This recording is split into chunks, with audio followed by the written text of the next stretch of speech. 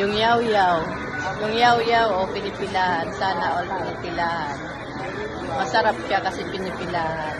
Hindi masarap kasi hindi ako pinipilahan. Ito lang ang napila sa akin. Ayun yung abam ko.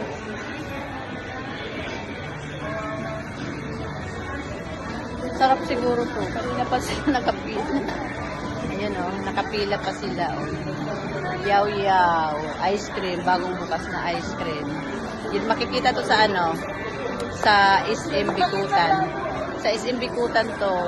Sa bagong open na ano, SM. Pinipilahan si Yaw-Yaw. Ano kayang lasa ni Yaw-Yaw at pinipilahan siya.